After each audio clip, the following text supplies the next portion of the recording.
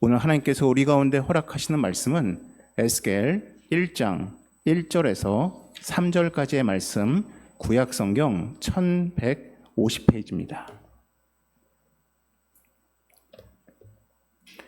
구약성경 1150페이지 에스겔 1장 1절에서 3절까지의 말씀입니다.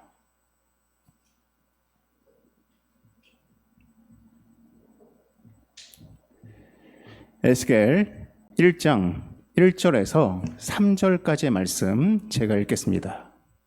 30째 해 넷째 달 초닷새에 내가 그발 강가 사로잡힌 자 중에 있을 때에 하늘이 열리며 하나님의 모습이 내게 보이니 여호야긴 왕이 사로잡힌 지 5년 그달 초닷새라. 갈대아 땅 그발 강가에서 여호와의 말씀이 부시의 아들 제사장 나 에스겔에게 특별히 임하고 여호와의 권능이 내 위에 있으니라. 아멘. 여러분, 오늘은 살리시는 하나님이란 제목으로 함께 말씀을 나누도록 하겠습니다. 현재 우리나라에서 판사, 변호사, 검사가 되기 위해서는 로스쿨을 가야 됩니다. 로스쿨 제도 이전에는 사법시험, 소위 사법고시가 있었습니다. 사법시험은 2017년도에 폐지가 되었는데 아마 이 사법시험에 합격하는 것이 굉장히 어려웠다라는 이야기는 아마 많이들 들어보신 적이 있을 것입니다. 여러분, 얼마나 어려웠는지 아십니까? 2017년 폐기되기 전에 그전 약 10년 동안의 그 평균치를 조사한 적이 있습니다. 조사를 해보니까 그 당시 사법고시에 합격하기 위해서 평균 공부하던 기간이 5년이었습니다. 그리고 합격할 당시에 평균 나이가 30살이었습니다. 물론 어떠한 사람들은 대학생 때 단 한 번에 붙는 소위 천재들도 있긴 했지만은 대부분은 5년을 공부해서 30살이 되면 합격하는 게 평균이었습니다. 그러면 25살에 이제 공부를 하기로 마음을 먹습니다. 그리고 5년 동안 열심히 공부를 합니다. 그러면 이제 한 5번째 시험이 되던 딱 30살에 합격을 하는 것이었습니다. 이게 평균이었습니다. 근데 여러분 생각해 보십시오. 25살에 공부를 시작했습니다. 한 해 떨어지고, 두 해 떨어지고, 세 해, 넷째 해에 떨어졌습니다. 이제 평균 5번째 해니까 딱 5번째가 되면은 공부를 해서 붙을 수가 있습니다. 근데 만약 그때 사법고시가 없어져 버렸다면은 얼마나 그 마음이 슬펐겠습니까? 물론 미리 고지는 해 주었겠지만은 아마 아쉬움이 가득했을 것입니다. 더욱이 사법고시가 폐기되기 전 해부터 2016년도에 공부를 시작한 사람들은 아마 더 마음이 괴로웠을 것입니다. 내가 4년만 더 있었으면은 내가 합격할 수 있었을 것 같은데 왜 이렇게 짧았을까라는 아쉬움과 괴로움과 원망의 마음이 들었을 것 같습니다. 지난 2024년도에 프랑스 파리에서 올림픽이 있었습니다. 여러분들 그때 여러분들에게는 어떠한 기억들이 남아 계십니까? 저에게 그 당시 눈에 들어왔던 한 나라가 있습니다. 우크라이나입니다. 그때 우크라이나는 지금과 마찬가지로 전쟁 중이었습니다. 그 당시 우크라이나가 역대 올림픽에 보낸 선수들 가운데 가장 최소인 140명을 보냈습니다. 개회식이 있기 얼마 전에 우크라이나의 약간 체육부 장관 같은 사람이 자기의 소셜미디어에 이러한 글을 올렸습니다. 480명의 선수들은 올림픽을 준비하던 중에 전쟁으로 사망했습니다라는 그러한 기사를 올렸습니다. 그 480명은 4년마다 있던 그 올림픽을 위해서 열심히 준비하고 땀을 흘렸을 것입니다. 그런데 올림픽에 참가하지 못하고 전쟁으로 갑작스럽게 죽음을 맞이한 것이었습니다. 이런 극단적인 경우가 아니더라도 우리는 인생을 살아가면서 이러한 순간을 맞이할 때가 있습니다. 시간만 지나가면 이루어질 줄 알았는데, 소유할 줄 알았는데, 아니면 내 형편이 나아질 줄 알았는데 갑작스러운 순간으로 인해서, 갑작스러운 사고로 인해서 내가 기다리던 그 순간을 맞이하지 못하던 사람들, 혹은 내가 경험하지 못했던 그런 괴로움을 경험한 사람들이 분명히 있을 것입니다. 오늘 우리가 살펴볼 에스겔도 바로 그러한 사람 중에 한 사람이었습니다. 오늘 우리가 읽었던 본문 1장 3절에 보시면 그 에스겔에 대한 설명 가운데 이러한 표현이 있습니다. 부시의 아들 제스장 나 에스겔에게라는 표현이 나오고 있습니다. 에스겔의 신분입니다. 에스겔은 제스장이었습니다. 제스장은 아시겠지만은 이스라엘 지파들 가운데 레위라는 지파 가운데서 특별한 가문에서 선택받은 사람들이었습니다. 레위 사람들이라고 다 제사장이 되는 것이 아니라 세습처럼 내려오는 특정 가문에 속한 사람들만 제사장을 할 수가 있었습니다. 그러니 에스겔은 아버지도 제사장이고 또한 본인도 제사장이었다라고 말하고 있는 것입니다. 여러분, 그렇다면은 제사장은 몇 살부터 시작해서 몇 살에 은퇴를 했겠습니까? 성경에는 제사장에 대한 정확한 나이는 나와 있지 않고 단지 제사장이 속한 그 레위 사람들의 그 봉사 기간의 나이가 나와 있습니다. 민수기 4장 2절과 3절에 이러한 말씀이 있습니다. 레위 자손 중에서 고앗 자손을 그들의 종족과 조상의 가문에 따라 집계할지니 곧 30세 이상으로 50세까지 회막의 일을 하기 위하여 그 역사에 참가할 만한 모든 자를 계수하라 라고 나와 있습니다. 이걸 통해서 알 수 있는 것은 레위 사람들은 30살부터 봉사를 시작해서 50이 되면은 은퇴하는구나 라는 것을 알 수가 있습니다. 제사장도 마찬가지입니다. 그런데 민수기 8장 24절과 25절에 이러한 말씀이 있습니다. 레위인은 이같이 할지니 곧 25세 이상으로는 회막에 들어가서 복무하고 봉사할 것이요 50세부터는 그 일을 쉬어 봉사하지 아니할 것이나 라고 나와 있습니다. 분명 4장에서는 30세부터 50세까지인데 8장에서는 25세부터라고 말하고 있는 것입니다. 사실 이게 신학자들에게는 큰 숙제였습니다. 왜 시작 나이가 다를까? 근데 이거에 대해서 일반적으로 의견 통일을 보고 있는 한 가지 설이 있습니다. 그것이 무엇이냐? 이건 구약에 있는 유대 랍비들도 말하는 것입니다. 25살부터 인턴으로 시작하는 것입니다. 그리고 5년의 수습 기간을 거칩니다.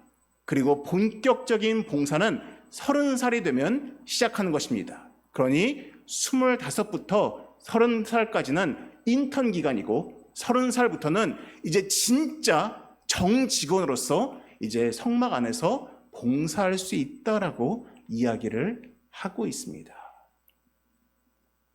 제가 이걸 말씀드린 이유가 있습니다. 오늘 본문 1절입니다. 1절을 보시면 에스겔이 1절에 이렇게 시작합니다. 30째 해 넷째 달 초닷새에 라고 이야기를 시작합니다. 그리고 2절을 보시면 이런 표현이 나옵니다. 여호야긴 왕이 사로잡힌 지 5년 그달 초닷새라라고 나와 있습니다. 이 1절과 2절을 통해서 유추할 수 있는 것이 있습니다. 그것이 무엇인지 아십니까? 에스겔은 25살에 성전에서 인턴을 시작했습니다. 이제 수습을 시작한 것입니다. 그런데 26살에 갑자기 이스라엘에 전쟁이 발생합니다. 그리고 바벨론이란 나라가 이스라엘 가운데서 지도자들을 그냥 끌고 가버립니다. 그 지도자라 함은 정치 지도자나 종교 지도자나 혹은 지혜에 있어서의 지도자를 말하는 것입니다. 그래서 그 당시에 우리가 알고 있는 다니엘도 끌고 갑니다. 또한 오늘 본문에 나오는 에스겔도 26살에 끌고 갑니다. 무려 1500km를 걸어야 되는 바벨론의 그 수도로 끌고 갔습니다. 에스겔의 나이가 26살이었습니다. 에스겔은 25세 이제 막 성전에서 인턴을 시작했는데 1년도 못 돼서 포로로 바벨론에 끌려갑니다. 포로로 끌려간 지 5년째가 되었습니다. 그의 나이가 딱 30살이 되었습니다. 30살이 된 그때 만약 그가 예루살렘에 있었더라면 성전에서 이제 정직원으로 봉사할 수 있는 그 나이 때에 지금 그가 바벨론의 포로로서 한 강가에 머물러 있고 있었던 것입니다. 여러분, 에스겔의 마음이 어떻겠습니까? 그럼 25살에 인턴의 기간을 거쳐서 30살이 되면 정말로 성전에서 제사장으로서 내가 하나님을 섬길 수 있다는 그 벅찬 기대감으로 그 일을 시작했을 텐데 26살이 되던 그 해에 포로로 끌려가고 30살이 된 이 시점에는 그가 이방 나라 1500km나 떨어진 그 이방 나라의 강가에 서 있는 자기 자신을 보았을 때 그의 마음이 어떠했겠습니까? 그의 마음이 어떠했는지 성경에 나와 있지 않습니다. 근데 그가 3절에 보면 어디에 서 있다라고 나와 있습니다. 3절에 보시면 갈대아 땅, 바벨론의 나라를 의미하는 것입니다. 그발 강가에서 라고 나와 있습니다. 에스겔이 그발 강이라는 그 강가에 서 있습니다. 왜 에스겔은 강가에 서 있었을까요? 도대체 강가에서 뭘 하고 있었을까요? 성경에 나와 있지 않지만은 우리가 유추할 수 있도록 하는 근거가 되는 말씀이 있습니다. 이스라엘 사람들이 바벨론에서 포로의 삶을 보낼 때에 그때를 회상하며 썼던 시편이 있습니다. 우리 같이 보시겠습니다. 시편 137편입니다. 구약성경 904페이지입니다. 시편 137편 1절입니다. 제가 가진 성경 구약성경 904페이지입니다. 시편 137편 1절입니다. 우리가 바벨론의 여러 강변 거기에 앉아서 시온을 기억하며 울었도다라고 되어 있습니다. 이게 이스라엘 사람들이 기억하는 강가에서의 회상입니다. 이스라엘 사람들은 포로로 끌려가서 강가에 모여서 함께 슬피 울었습니다. 그 고통 가운데서, 그 괴로움 가운데서 자기의 고향을 그리면서 그 강가에서 항상 슬피 울었습니다.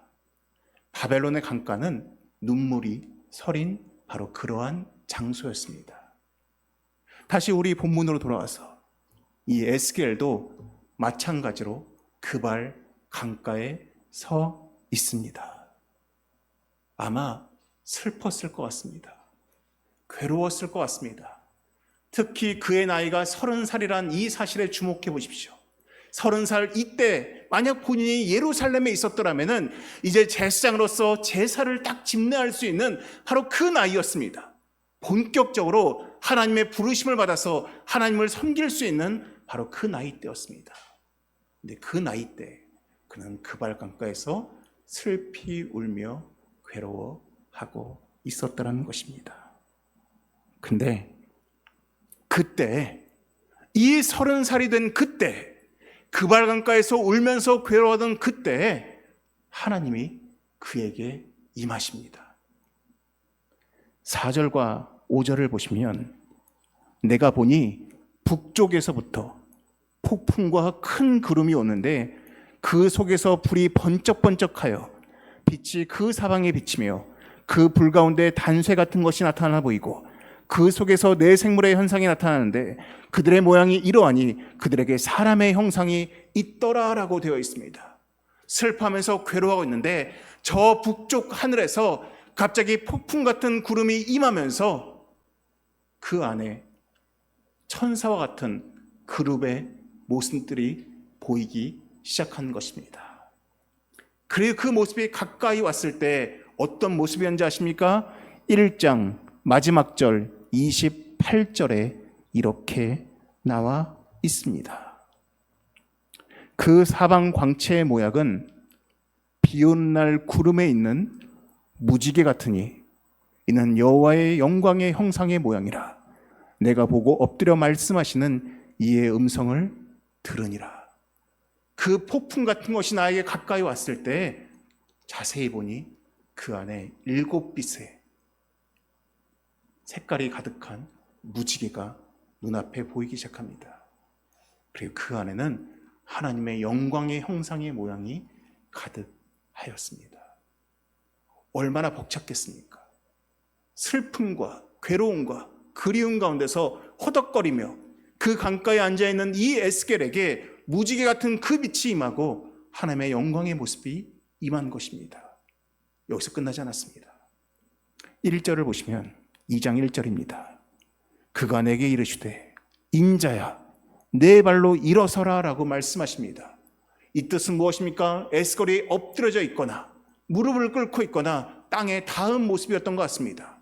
내 음성이 임합니다. 내가 일어서라 라고 이야기합니다. 근데 에스겔에게는 일어설 수 있는 힘이 없었습니다. 그때 2장 2절을 보십시오. 그가 내게 말씀하실 때 그 영이 내게 임하사 나를 일으켜 내 발을 세우셨다라고 말씀하고 있습니다.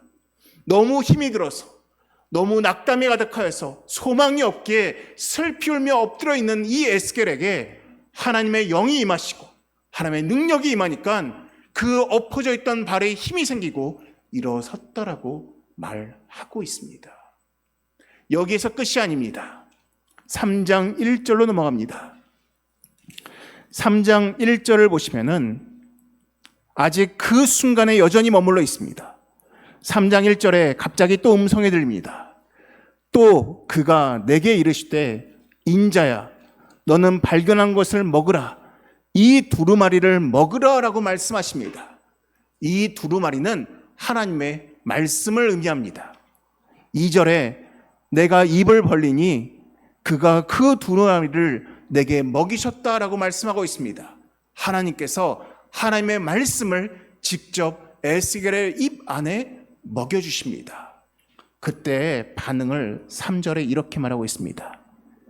내게 이르시되 인자야 내가 내게 주는 이 두루마리를 내 배에 넣으며 내 창자에 채우라 하시기에 내가 먹으니 그것이 내 입에서 달기가 꿀 같더라라고 말하고 있습니다. 우리가 슬픔을 묘사할 때, 맛으로 묘사할 때 종종 쓰는 표현이 쓴맛입니다. 내 고통이 쓴맛과 같다라고 이야기합니다. 그런데 이 고통이 가득한 에스겔에게 주의 말씀이 임할 때 그 입술이 꿀같이 단맛을 내었다라고 말하고 있는 것입니다. 여러분 얼마나 절묘합니까? 30살 포로로 끌려와서 더 이상 하나님의 일을 할 수 없다라는 그 낙담과 슬픔 가운데서 그 그발 강가에서 엎드려져 울고 있는 그 에스겔에게 하나님의 폭풍같이 임하시더니 무지개를 보여주시고 그에게 엎드려져 있는 에스겔에게 힘을 주셔서 일으켜 세우시고 이 고통의 그 쓴맛을 느끼고 있는 이 순간에 말씀을 통해서 단맛을 허락해 주고 계시는 것입니다. 얼마나 이 순간이 에스겔에게 소망이 되었겠습니까? 제가 중학생 때 여름 수련회 때 우리 그때 남자 전도사님께서 저에게 해주신 건 아니고 설교 시간에 하셨던 말씀인데 그때로부터 벌써 30년이 지났는데도 아직까지 생생하게 기억하는 말씀이 있습니다. 제가 30년 동안 그 설교 말씀을 한 번도 잊어버린 적이 없습니다. 지금도 얘기할 수 있습니다. 그때 전도사님이 그랬습니다. 여러분들, 우리가 어려울 때, 우리가 힘든 순간이 있을 때 우리는 사랑하는 사람 혹은 위로를 받고 싶은 사람한테 전화를 합니다. 아마 여러분들에게는 부모님이 될 수 있을 것입니다. 근데 우리 하나님께서도 우리에게 우리가 너무 힘들 때, 우리가 너무 어려울 때 하나님께 전화할 수 있는 전화번호를 우리에게 주셨습니다라고 하는 겁니다. 그때 막 애들이 술렁거렸습니다. 도대체 어떤 전화번호지? 그때 전도사님이 그런 말씀하셨습니다. 여러분, 우리가 하나님께 전화할 수 있는 전화번호는 333입니다 라고 하는 겁니다. 그래서 애들이 그게 뭐야 그랬습니다. 그랬더니 여러분, 우리 같이 예레미야 33장 3절을 찾아보겠습니다 하셨습니다. 우리 같이 보겠습니다. 예레미야. 에스겔 앞에 있는 책이 바로 예레미야, 에가와 예레미야입니다. 예레미야 33장 3절입니다. 제가 참 좋아하는 말씀입니다. 예레미야 33장 3절 말씀입니다. 우리 예레미야 33장 3절 말씀 함께 읽겠습니다. 시작. 너는 내게 부르짖으라. 내가 내게 응답하겠고 내가 알지 못하는 크고 은밀한 일을 내게 보이리라. 아멘. 그때 전도사님이 말씀하셨습니다. 여러분들, 이 333을 꼭 기억하십시오. 여러분들이 힘들고 어려울 때 여러분들이 하나님께 이 말씀을 기억하고 부르짖으면 됩니다. 기도하면 됩니다 라고 하는 겁니다. 근데 그때 덧붙여 하신 말씀이 있습니다. 근데 여러분, 여러분들이 기도할 때 여러분들이 원하는 방법에 응답이 안 올 수도 있습니다. 하지만 실망할 필요가 없습니다. 왜냐? 여기에 나와 있듯이 그 응답은 여러분들이 생각한 것보다 훨씬 클 것이고 여러분들은 전혀 생각하지 못한 비밀스러운 방법으로 하나님께서 응답해 주실 것이기 때문에 결코 실망할 필요가 없습니다라고 말씀하셨습니다. 에스겔은 실망 가운데 있었습니다. 내가 예루살렘의 성전에 있었으면은 내가 봉사하고 있었을 텐데. 근데 하나님은 비록 예루살렘 성전은 아니지만 전혀 다른 방식으로 하나님의 임재를 보여주고 또한 경험시키고 계신 것이었습니다. 이 이야기는 여기서 끝나지 않습니다. 아마 이제는 에스겔 마음속에 어쩌면 기대함이 생겼을 수도 있을 것 같습니다. 아마 이런 환상까지 보면은 어떤 기대함이 생기겠습니까? 내가 돌아갈 수 있을지도 모르겠다. 내가 예루살렘에 들어가서 그 성전을 경험할 수 있을지도 모르겠다라는 어쩌면 그러한 소망이 있었을지도 모르겠습니다. 근데 끔찍한 소식이 들리고 맙니다. 에스겔 33장 21절입니다. 우리가 사로잡힌 지 12째 해, 10째 달 5째 날에 예루살렘에서부터 도망하여 온 자가 내게 나와서 말하기를 그 성이 함락되었다 하였는데 라고 되어 있습니다. 에스겔이 30살 되었을 때가 잡혀온 지 5번째 해였습니다. 지금은 잡혀온 지 12째 해입니다. 그럼 나이를 가늠할 수가 있습니다. 37살입니다. 에스겔이 37살이 되었는데 예루살렘에서 온 사람으로부터 소식을 들읍니다. 예루살렘 성이 무너졌다. 그리고 우리의 성전, 솔로몬이 지은 성전도 무너졌다라는 소식을 듣게 됩니다. 얼마나 참담했겠습니까? 얼마나 낙담되었겠습니까? 그래도 마음속에 아직 성전은 있으니까, 예루살렘은 있으니까 돌아갈 수 있겠지라는 그러한 막연한 아주 나지막한 소망이라도 있었을 텐데 이 소식을 통해서 그 소망이 완전히 무너져 버린 것입니다. 어쩌면 우리도 하나님께서 우리 가운데 주시는 그 소망의 메시지를 마음속에 품고 언젠간 이루어지겠지라는 그런 바람 가운데 살아가다가 방금 에스겔이 들었던 이러한 소식처럼 이젠 더 이상 소망을 가질 수 없는 그러한 형편에 이르렀을 때 우리 마음이 참 많이 무너집니다. 이젠 끝났구나. 이제는 정말로 소망이 없구나. 이제는 다 필요 없다라는 마음이 분명 들 때가 있을 것입니다. 어쩌면 에스겔에게 이 순간이 그러했을지도 모르겠습니다. 근데 이 이야기는 여기서 끝나지 않습니다. 기억하십니까?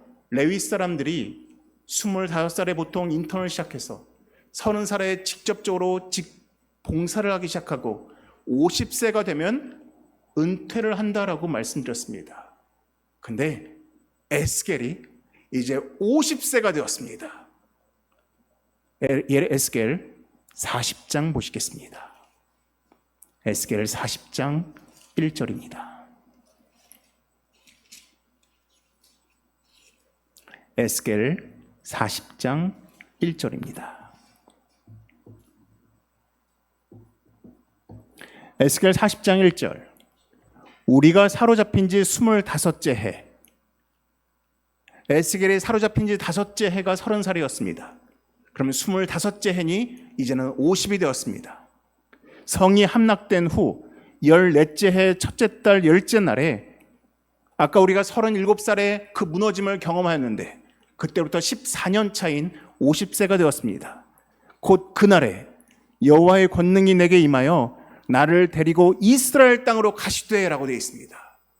하나님께서 50세가 되어서 이제 제사장의 은퇴라는 시기를 앞둔 그때 하나님께서 에스겔에게 환상으로 임하셔서 그 에스겔을 예루살렘 땅으로 옮겨 놓으십니다. 그리고 하나님께서 환상으로 에스겔에게 무언가를 보여주기 시작하십니다. 그 환상으로 보여주신 것이 무엇이냐? 바로 무너진 예루살렘에 존재하는 성전을 환상으로 보여주기 시작하십니다.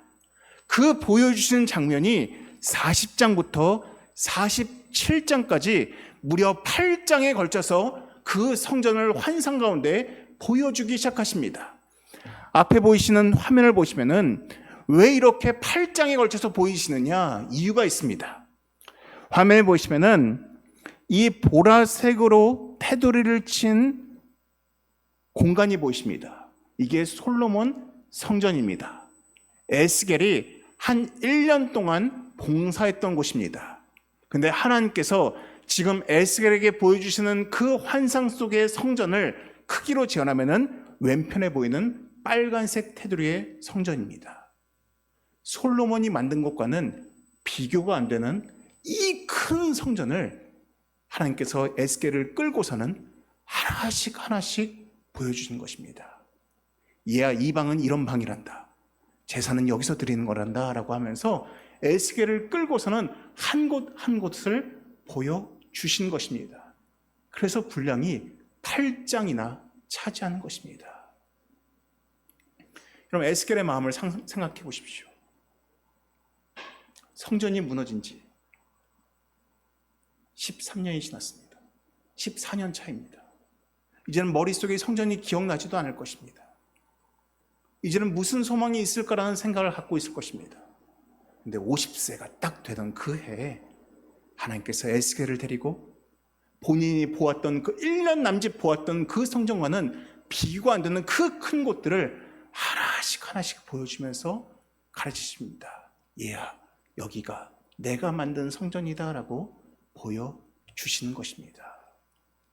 그리고 가장 감격스러운 순간이 있습니다. 47장입니다. 하나님께서는 단지 보이실 뿐만 아니라 체험시키십니다. 에스겔 47장 1절을 보시면은 1절에 이러한 말씀이 있습니다. 그가 나를 데리고 성전 문에 이르시니 성전의 앞면이 동쪽을 향하여 있는데 그 문지방 밑에서 물이 나와 동쪽으로 흐르다가 성전 오른쪽 제단 남쪽으로 흘러내리더라.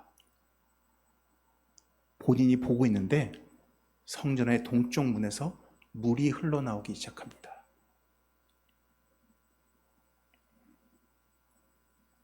그 물이 3절을 보시면 후반부에 이런 말씀이 있습니다. 내게 그 물을 건너게 하시니 물이 발목에 오르더니 물이 발목까지 왔습니다. 4절입니다. 다시 천척을 측량하고 내게 물을 건너게 하시니 물이 무릎에 오르고 다시 천척을 측량하고 내게 물을 건너게 하시니 물이 허리에 오르고 다시 천척을 측량하시니 물이 내가 건너지 못할 강이 된지라 라고 되어 있습니다. 그 성전에서 물이 흘러나와서 나를 적시기 시작합니다. 발목, 무릎, 허리, 이제 나를 완전히 잠기는 그 물 속에 내가 들어가게 됩니다. 여러분, 이 물이 어떠한 물인지 아십니까? 8절, 9절, 10절을 보시겠습니다. 그가 내게 이르시되 이 물이 동쪽으로 향하여 흘러 아라바로 내려가서, 이 아라바는 요단 계곡을 말합니다. 바다에 이르리니 이 흘러내리는 물로 그 바다의 물이 되살아내리라. 여러분, 요단강의 물이 흘러 도착하는 바다가 한 군데 있습니다. 그 바다의 이름이 바로 사해입니다. 죽음의 바다입니다. 어떠한 생명체도 존재하지 않는 바다에 그 성전에서 흐르는 물이 도착하니까 9절과 10절에 기적이 일어납니다. 이 강물이 이르는 곳마다 번성하는 모든 생물이 살고 또 고기가 심히 많으리니 이 물이 흘러 들어가므로 바닷물이 되살아나겠고 이 강이 이르는 각처의 모든 것이 살 것이며 또 이 강가의 어부에 설 것이니 엔게디에서부터 에네글라임까지 금을 치는 곳이 될 것이라.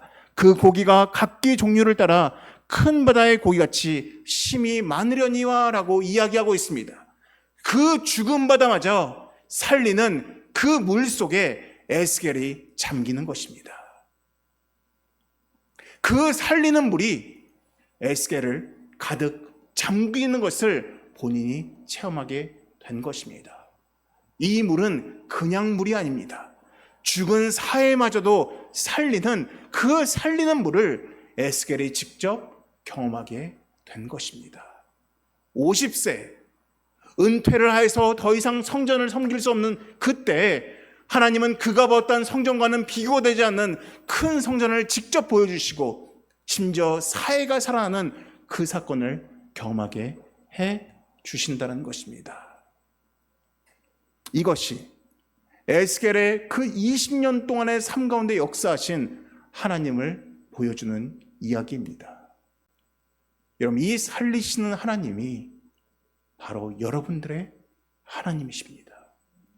여러분들이 그발강가와 같은 그러한 처소에서 슬피 울며 내가 일어날 수 있는 힘조차도 없던 그때 직접 찾아오셔서 무지개를 보이시고 그 어그러진 무릎에 힘을 주시고 그 쓴맛이 나는 인생 가운데 단맛을 허락하시는 분이 바로 나의 하나님이심을 여러분 기억하셔야 하는 것입니다. 내가 하나님께 부르짖을 때 내가 알지 못하는 크고 비밀한 것들을 나에게 허락하시는 분이 바로 하나님이심을 여러분 믿으셔야 하는 것입니다. 그때 이 성전에서 흐르는 그 물이 죽은 사해를 살린 것처럼 내 삶 가운데 죽어있는 그 많은 영역들을 살리신다는 이 사실을 우리가 이 말씀 가운데 보고 있다는 것입니다. 사랑하는 성도 여러분, 에스겔의 삶 가운데 역사하시는 이 살리시는 하나님이 바로 나의 하나님이심을 믿고 의지하고 그분을 향해서 부르짖을 수 있는 여러분 되시기를 주님의 이름으로 축원합니다. 기도하시겠습니다. 사랑이 많으신 하나님 아버지, 그발강 가운데서 힘들어하고 있던 그 에스겔에게 임하신 그 하나님을 우리가 체험하기 원하오니 하나님, 우리의 삶 가운데 들어오시사 그 사해를 살리시던 그 물을, 그 생수의 강을 우리 가운데 허락하여 주시사 우리를 살리시고 우리의 메마른 목을 축여주시옵고 우리가 주 안에서 견고히 일어설 수 있도록 하나님이 도와주시옵소서. 이 모든 말씀 예수님의 이름으로 기도드립니다. 아멘.